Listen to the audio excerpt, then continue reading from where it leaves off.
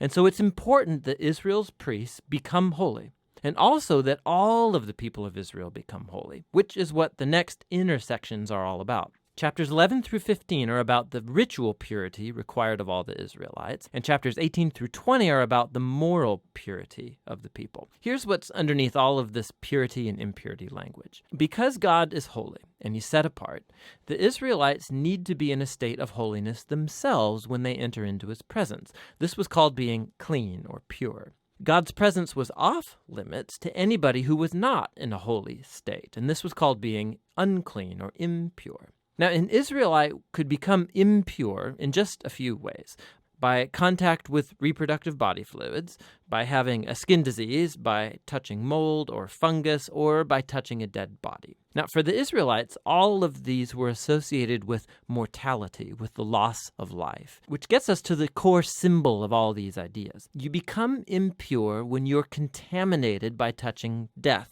so to speak. And death is the opposite of God's holiness because God's essence is life. Now, this is really key. Simply being impure was not sinful or wrong. Touching these kinds of things was a normal part of everyday life. And impurity was a temporary state. It just lasted a week or two, and then it's over. What was wrong or sinful was to waltz into God's presence carrying these symbols of death and impurity on my body. Don't do that. Now, the last way of becoming impure was by eating certain animals, and the kosher food laws are found right here in this section. Now, there have been lots of theories about why certain animals were considered impure and off limits. To promote hygiene or to avoid cultural taboos, the text just isn't explicit. But the basic point of all of these chapters is really clear. Altogether, these work as an elaborate set of cultural symbols that reminds Israel that God's holiness was to affect all areas of their lives. Leviticus 11. And the Lord spoke to Moses and Aaron, saying to them, Speak to the people of Israel, saying, These are the living things that you may eat among all the animals that are on the earth. Whatever parts the hoof, and is cloven-footed, and chews the cud among the animals, you may eat. Nevertheless, among those that chew the cud or part the hoof, you shall not eat these. The camel, because it chews the cud but does not part the hoof, is unclean to you. And the rock badger, because it chews the cud but does not part the hoof, is unclean to you. And the hare, because it chews the cud but does not part the hoof, is unclean to you. And the pig, because it parts the hoof and is cloven-footed but does not chew the cud, is unclean to you. You shall not eat any of their flesh, and you shall not touch their carcasses. They are unclean to you.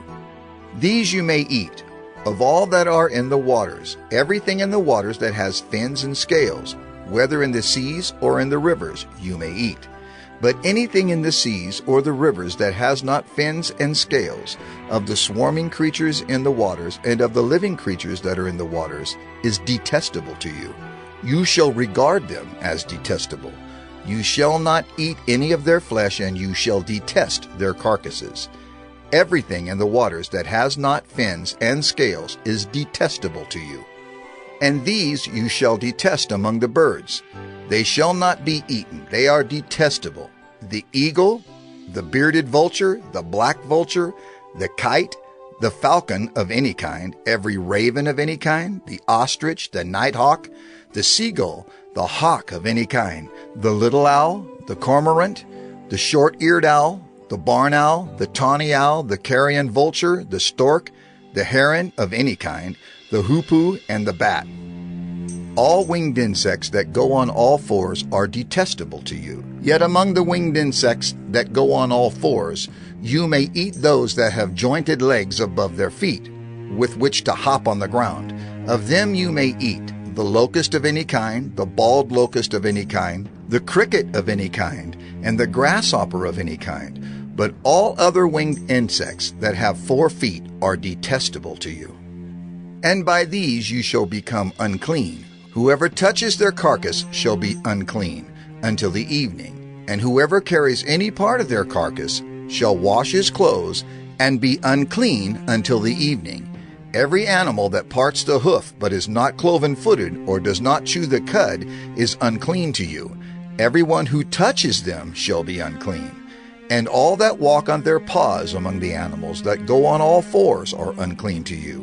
Whoever touches their carcass shall be unclean until the evening. And he who carries their carcass shall wash his clothes and be unclean until the evening. They are unclean to you. And these are unclean to you among the swarming things that swarm on the ground, the mole rat, the mouse, the great lizard of any kind, the gecko, the monitor lizard, the sand lizard, and the chameleon. These are unclean to you among all that swarm. Whoever touches them when they are dead shall be unclean until the evening. And anything on which any of them falls when they are dead shall be unclean. Whether it is an article of wood, or a garment, or a skin, or a sack, any article that is used for any purpose, it must be put into water, and it shall be unclean until the evening. Then it shall be clean. And if any of them falls into any earthenware vessel, all that is in it shall be unclean, and you shall break it. Any food in it that could be eaten, on which water comes, shall be unclean. And all drink that could be drunk from every such vessel shall be unclean.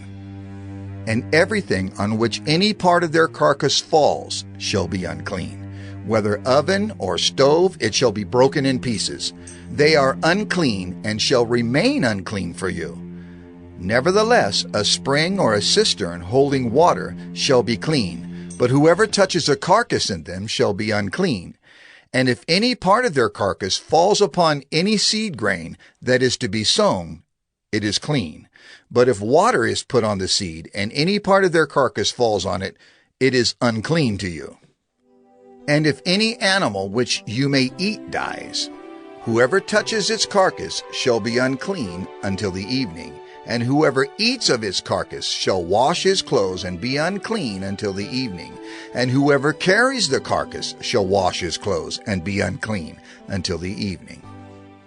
Every swarming thing that swarms on the ground is detestable. It shall not be eaten. Whatever goes on its belly, and whatever goes on all fours, or whatever has many feet, any swarming thing that swarms on the ground you shall not eat, for they are detestable. You shall not make yourselves detestable with any swarming thing that swarms, and you shall not defile yourselves with them, and become unclean through them. For I am the Lord your God.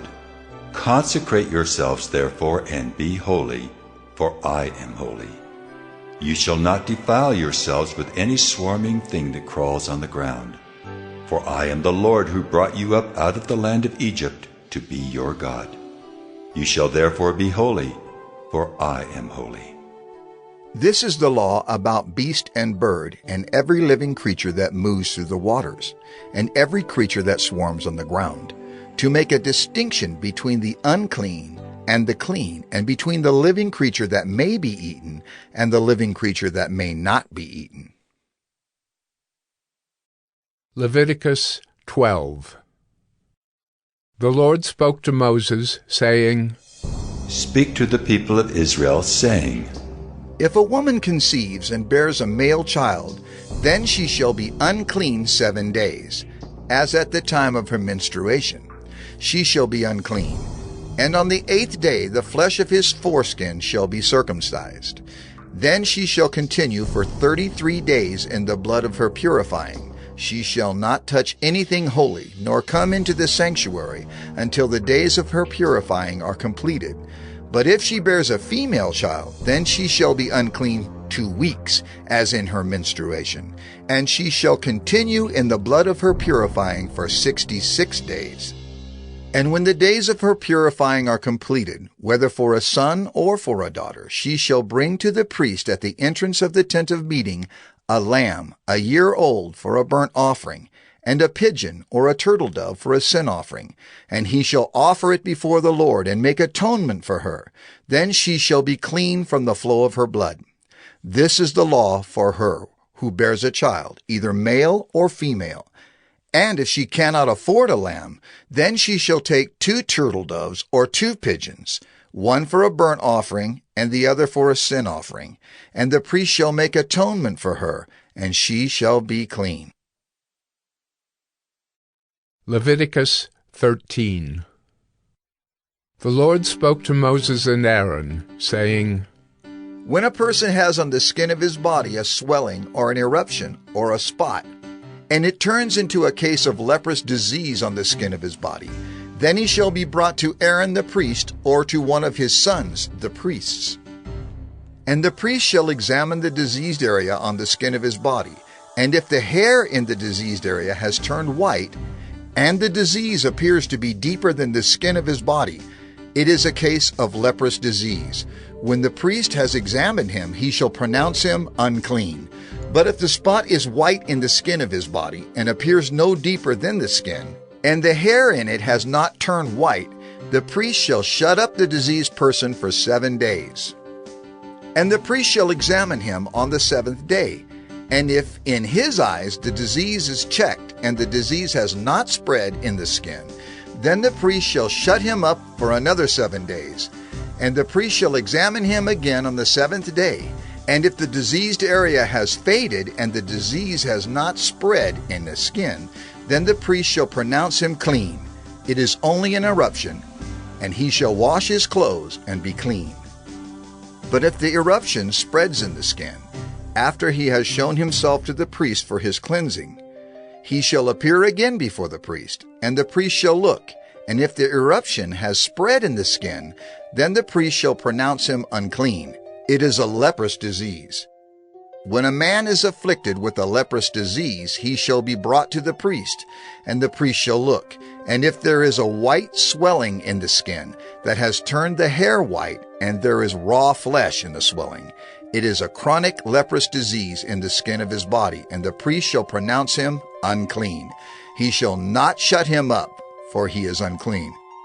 And if the leprous disease breaks out in the skin, so that the leprous disease covers all the skin of the diseased person from head to foot, so far as the priest can see, then the priest shall look.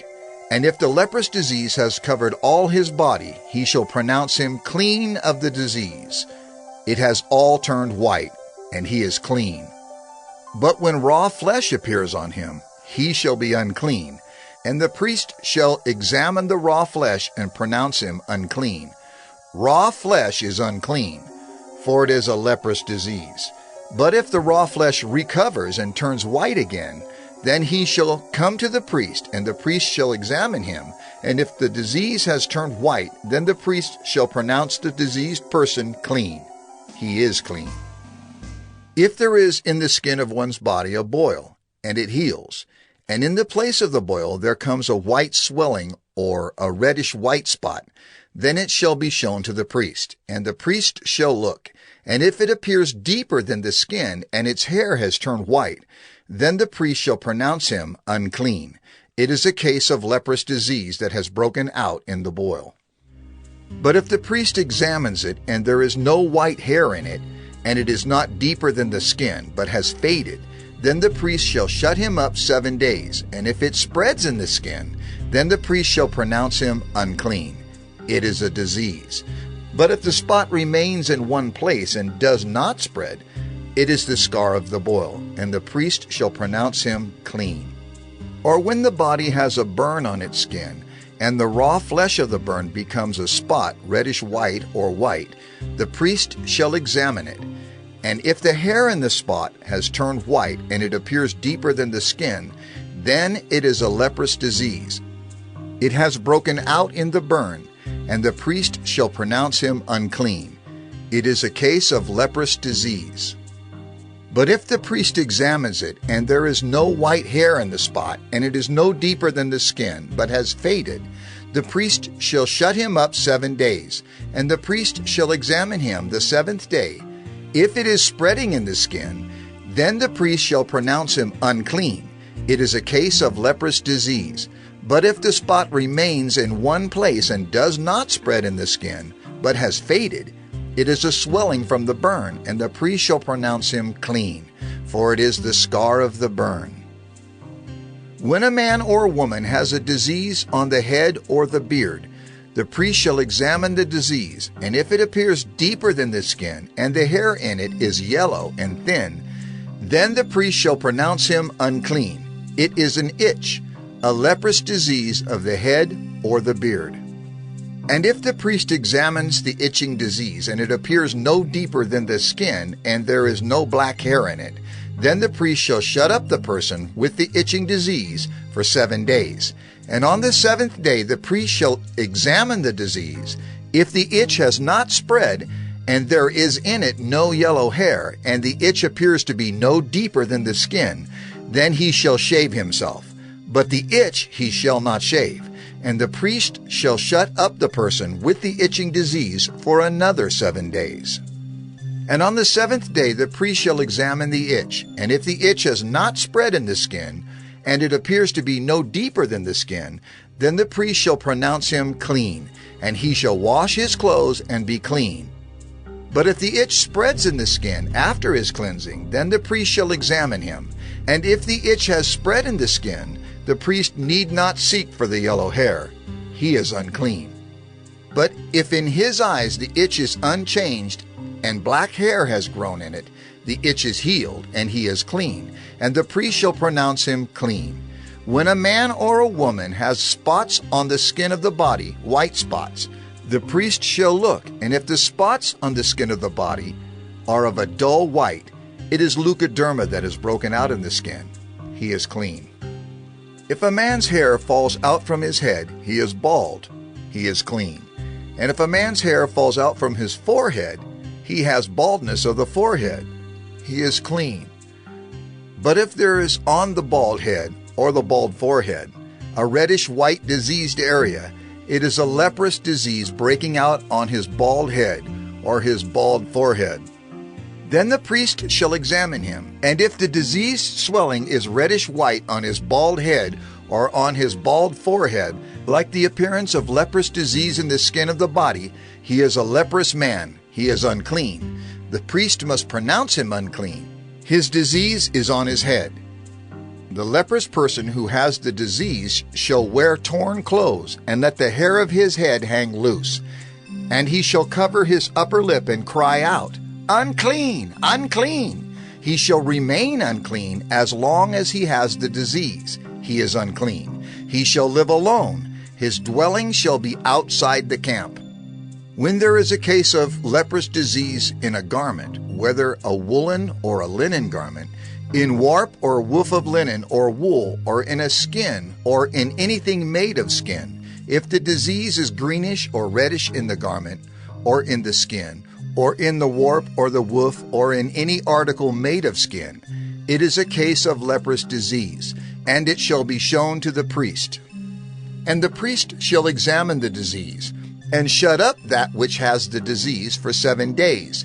Then he shall examine the disease on the 7th day.